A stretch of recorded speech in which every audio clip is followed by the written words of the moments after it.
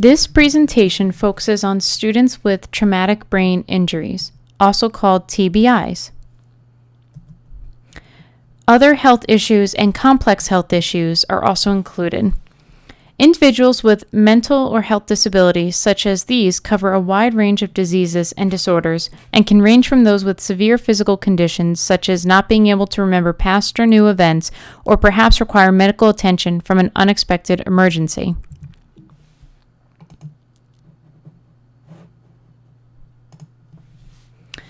Traumatic brain injuries are referred to as low-incidence disabilities. The term low incidence refers to a disability that occurs infrequently.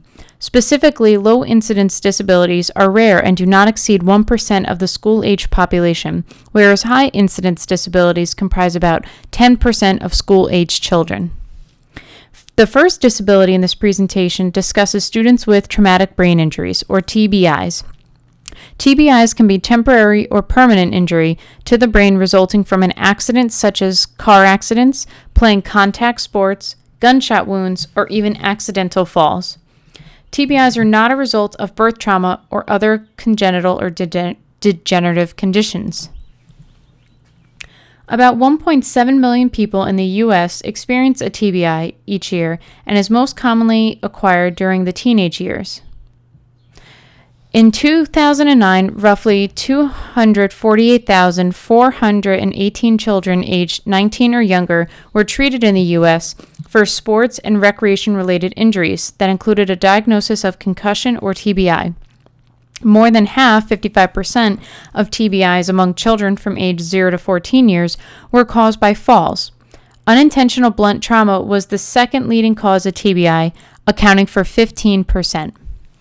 The results of the injury can vary greatly depending on how the person obtained the TBI, how long it went undiagnosed, and where the TBI is located.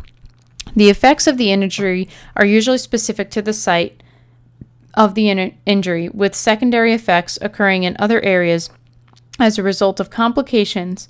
For instance, if somebody fainted and hit the back of their head, they may lose their vision temporarily since it may have damaged their occipital lobe, which is responsible for vision. TBIs as a result of car accidents and falls are called an acceleration injury. When the head comes to a forceful contact with an object, the brain is violently thrown forward against the skull. The initial site of impact is called the coop, while the second site of impact is called the contracoop. This is when the brain is thrown backwards and hits the back of the skull. The brain can also twist and therefore nerve cells can be damaged and swelling and hemorrhaging may occur. Most head injuries are mild with no abnormalities and often the person does not need medical treatment.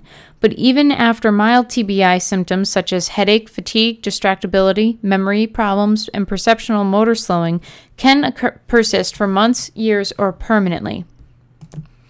A teacher who has a student who has suffered from a TBI should consider the following: the time absent from class while the student recovers, the length of the time that might be needed to slowly regain their motor, cognitive, social, behavioral, health, and sensory skills.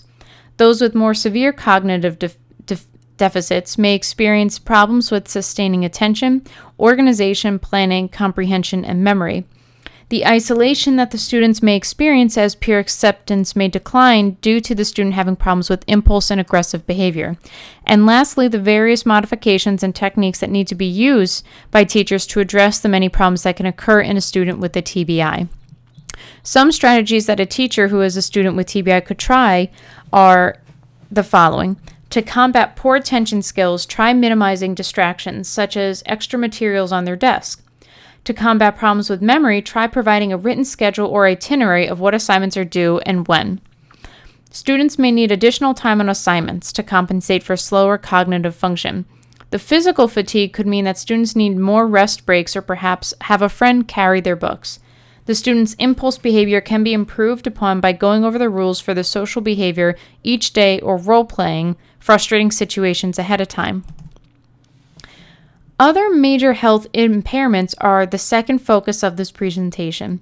Many of these remaining major health impairments are grouped under the category of other health impairments, and due to the broad nature of these health concerns, treatment will vary greatly. One of the most common occurring health impairments are seizure disorders.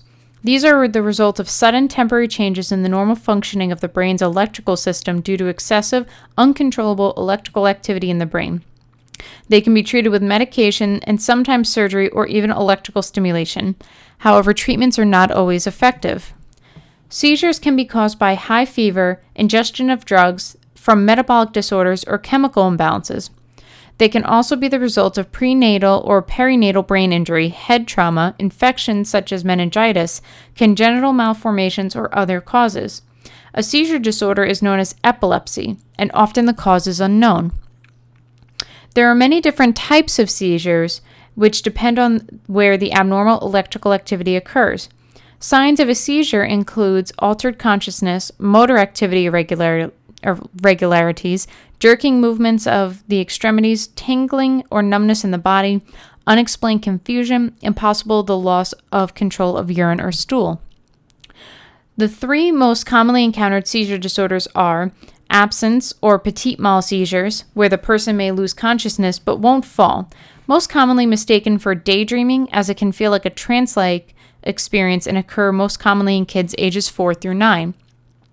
Complex partial seizures, which is where consciousness is impaired and may display odd motor movements, characterized by purposeful activities such as repeating a phrase over and over again. However, this pattern might be different for each child.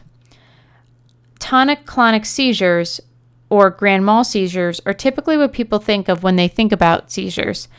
This is a convulsive seizure where the individual loses consciousness and becomes stiff or jerks. The second major health impairment is asthma, which is the most common pulmonary disease of childhood. Children with asthma breathe normally until they come into contact with a substance that triggers an asthma attack. Pollen, air pollution, the cold, or exercise can trigger it. When an asthma attack is triggered, the person will have difficulty breathing. Symptoms include shortness of breath, wheezing, coughing, and labored breathing. It can be treated by taking medication or avoiding these triggers. Often when an asthma attack occurs, the student will use a prescribed inhaler, which is medication delivered in a spray form. It is important that the inhaler be used immediately if an attack occurs, so often students will self-carry to keep it readily accessible.